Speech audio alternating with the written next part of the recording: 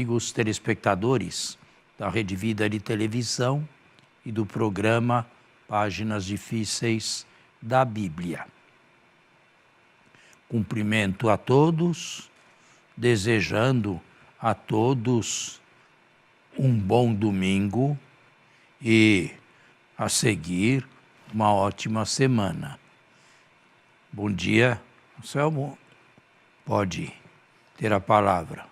Bom dia, Padre Fernando.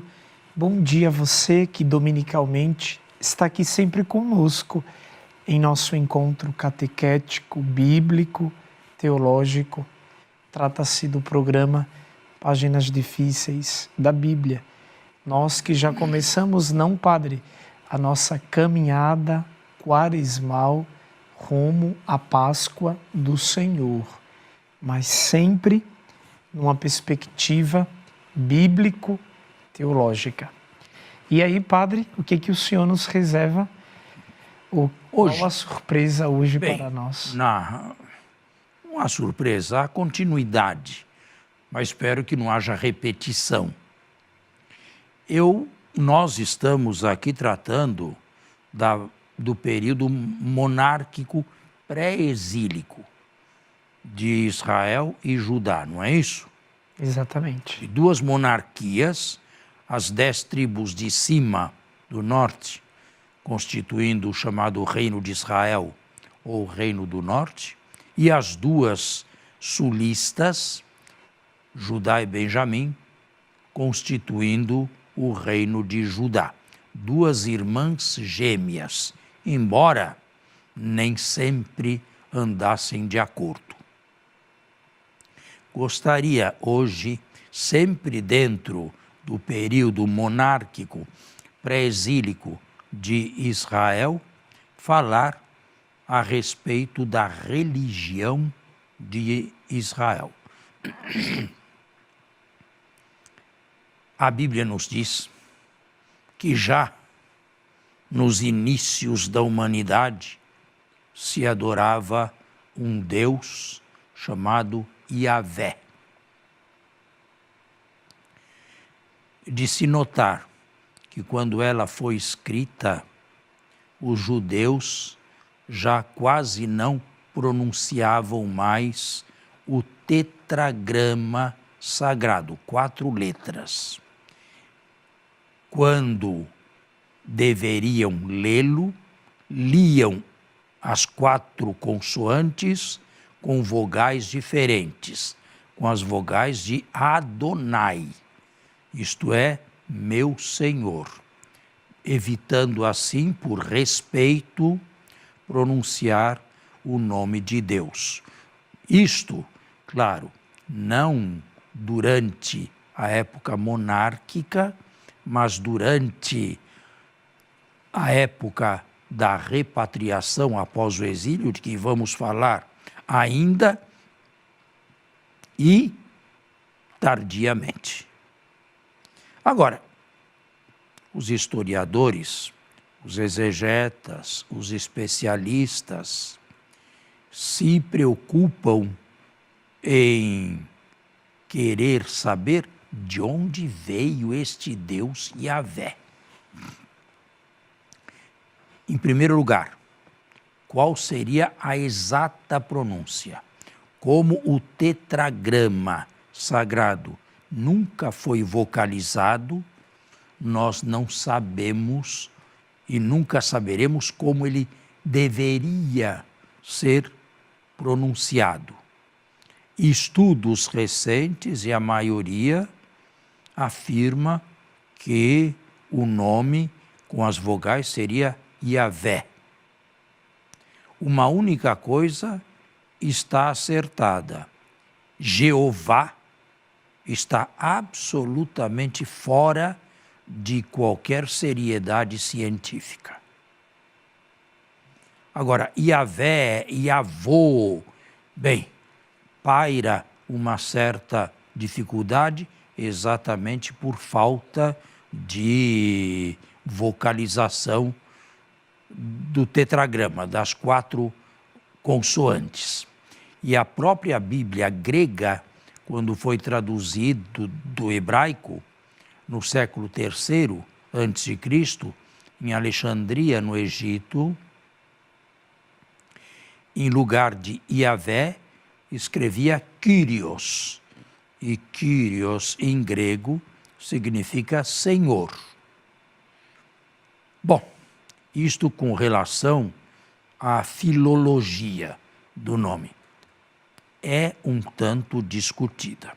Agora, não pisamos num terreno mais firme quando buscamos ou tentamos buscar a origem desta divindade. Há muita controvérsia, há diversas localizações e diversos tipos de solução. Aqui tem talvez um número maior,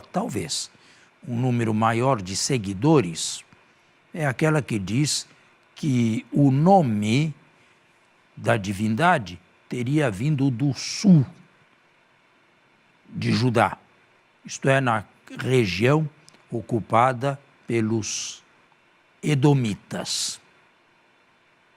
Mas isto aqui realmente é muito nebuloso. Quando esta divindade começou a ser adorada? A Bíblia nos diz que o nome foi revelado a Moisés, no livro do Êxodo, mas dada a escritura tardia desse livro aí, é melhor não nos fixarmos nele para pontos de vista, ou melhor, soluções, conclusões históricas firmes. Também parece aqui um enigma. É possível, notem bem como me expresso, é possível que o nome tenha vindo do sul e tenha entrado na região ocupada pelos proto-israelitas, por aqueles que seriam os primeiros israelitas, vamos chamá-los assim, na região montanhosa da Palestina. É possível que esta divindade tenha vindo de lá por volta do século XII a.C., isto é, fim da Idade do Bronze e início do Ferro I, por volta de 1150 a.C. Mas, do ponto de vista científico, nós não podemos falar com precisão. Está aí a filologia possível e a origem também possível deste nome, com a sua entrada na região montanhosa da Palestina. Agora, o importante, ou melhor, na sequência, se precisa saber se a religião da monarquia, da época monárquica, foi uma religião icônica ou anicônica. Com outras palavras, se de Yahvé havia imagens na religião icônica, ou se de Yahvé não havia imagens, religião anicônica. A resposta a ser dada a esta pergunta é a seguinte: até o estado atual dos estudos, não foi oficialmente encontrada nenhuma estátua de Yahvé. Sobretudo nas ruínas e escavações do primeiro templo construído à época de Salomão. não foi encontrada nenhuma estátua. Agora, isto não quer dizer que não havia, porque uma conclusão desta seria uma conclusão e silêncio, uma conclusão a partir do silêncio. E pode ser que no futuro se venha a mudar de ideia ou encontrar, com trabalhos de arqueologia e escavação, alguma imagem de Yahvé.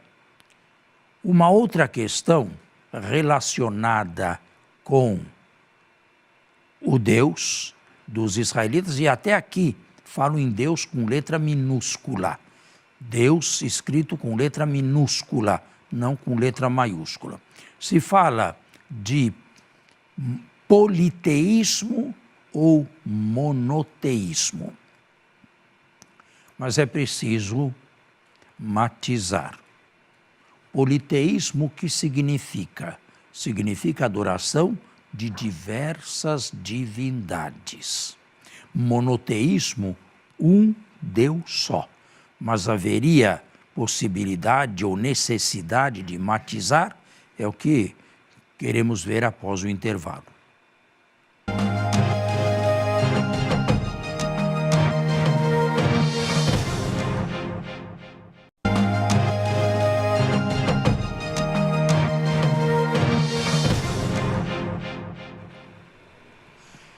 Eu acabei o primeiro tempo falando da origem do nome e da localidade, e da época em que teria entrado em Israel. Estava falando também a respeito do politeísmo ou do monoteísmo. Até agora fui claro? Sim, agora fico aqui me questionando, depois de uma explanação hipotética, porém profunda, mas hipotética porque, do ponto de vista histórico, até que se prove, supõe-se que se leve muito tempo, né? E não é que algum dia seja provável, né? Precisamente porque se trata de história antiga e enfim. Mas assim, padre, algo interessante. Como que podemos, já que o único texto que temos, a partir do ponto de vista sagrado, é o texto do livro do Êxodo, onde Deus... É tardio, bem tardio, pós-exílico. Onde Deus se revela a Moisés, e que muito provavelmente isso tenha entrado pelas duas tribos do Reino do Sul, em que dado momento, provavelmente, o povo de Israel sentiu necessidade de cultuar Deus. O fez. Deus. O Deus nacional de Israel. Yahvé. Ou Yavá, ou Yavô. O Deus nacional. Sim, então, mas... Que fez entrada por volta de 150 na Palestina, não só no Sul, na Palestina inteira.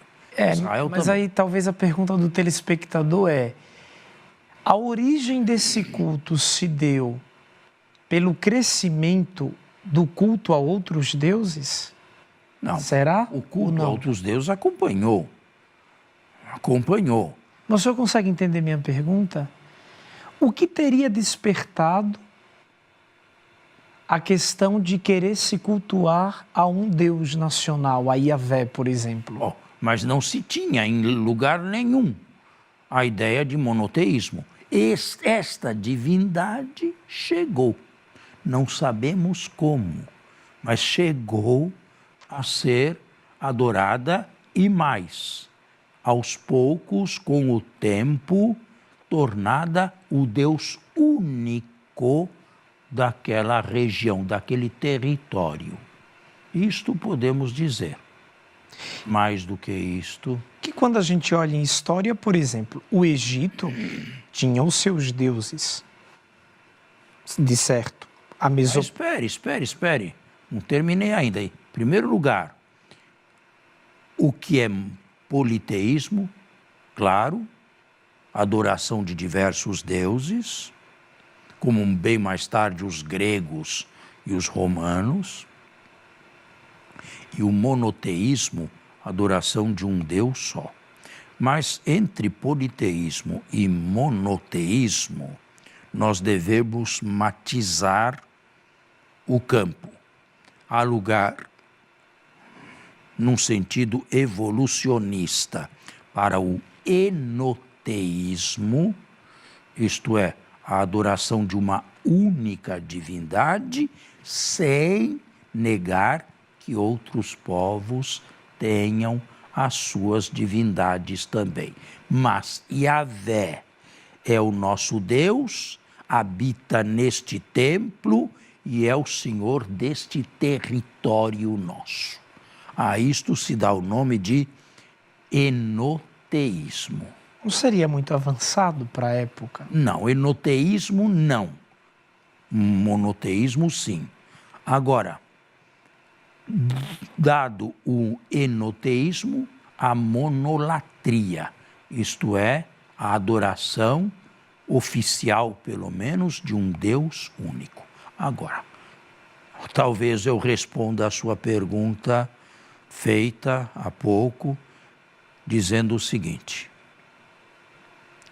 Yahvé sempre foi um Deus único.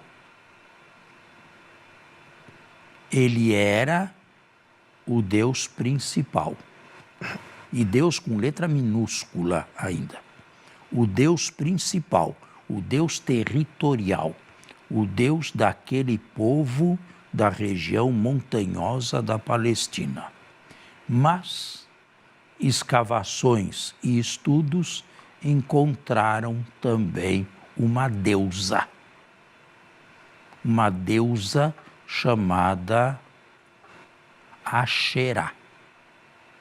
Uma deusa possivelmente consorte de Yahvé, mas subordinada a ele, e uma deusa, digamos, benévola, Asherá. Pegue a Bíblia. Pertencente a que povo? A Israel. Imagina. A Israel. Pega a Bíblia. 1 dos Reis, capítulo 15, versículo 13, se não me falha a memória.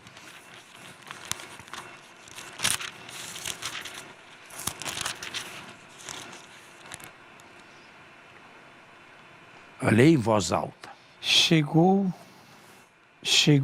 a retirar disso. Aqui nós estamos no reinado de Asa, em Judá. Entre 911 e 870, os anos são um pouco anacrônicos. Vou começar do 11. Asa fez o que é reto aos olhos de Yahvé, como Davi seu pai. Expulsou na terra todos os prostitutos sagrados e aboliu todos os ídolos que seus pais haviam feito. Chegou a retirar de sua avó a dignidade de grande dama, porque ela fizera um ídolo. A rainha-mãe. Para Asherá. Asa quebrou o ídolo e queimou no vale do Cedron. Pronto, aí está. Se a Bíblia é contra, é porque havia. É porque havia esta deusa de menor poder, digamos assim, subordinada a Yahvé, mas o seu lado feminino. Estamos ainda no enoteísmo, não é? Ainda teríamos que falar em outra divindade, Astarté. Nunca ouviu falar de Astarté? Essa não. Não? Pois é, uma outra deusa. E, finalmente, Baal. Esse é famoso. Que significa meu Senhor. Mas esse era cultuado entre os israelitas? Era, claro, evidente. Só o fato de os profetas irem contra demonstra que existia. Quais foram os profetas pré-exílicos que não foram contrários ao culto a Baal nos lugares altos?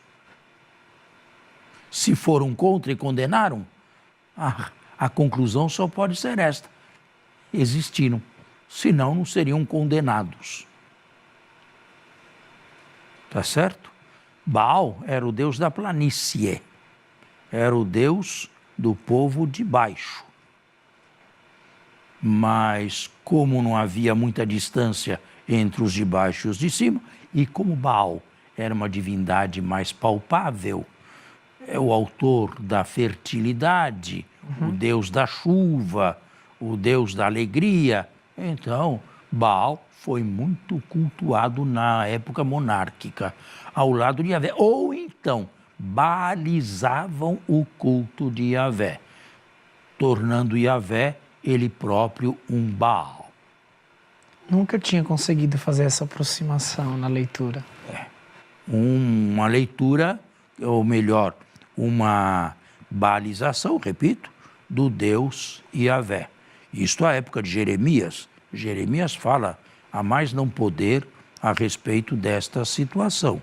E todos os profetas pré-exílicos mostram que o dia do Senhor, esperado como um grande dia para aquela monarquia, não seria um dia de alegria, um dia de festa, mas um dia de horror, então, um dia de tristeza. Então, a esta altura do campeonato, no que se diz respeito à religião no antigo Israel, é impossível ver de pé alguma instituição. Como instituição? Na religião do antigo Israel. O que você entende por sacerdócio, não. Nada disso. Deveria haver. Em todos os lugares havia sacerdotes, de deuses também. Sacerdotes e sacerdotisas. Imagina. Havia em todos os lugares.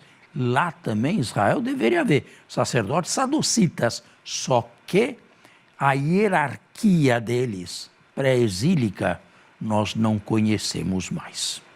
Deveria haver uma certa hierarquia naquele clero, mas quem os instituiu? Infelizmente, querido, quem é o sacerdote? O sacerdote, mas temos um minuto só para falar de uma coisa assim, tão vasta, tão profunda, tão importante, é melhor deixarmos aí para a semana que vem, não é? Assim entramos no sacerdócio, mas ainda não acabamos de falar da divindade. É preciso não misturar as coisas e não esquecer uma falando de outra. Até a próxima semana, muito obrigado pela escuta e tenham todos, como já desejei, uma feliz semana. A você e a sua família, um domingo abençoado e uma boa semana na paz do Senhor.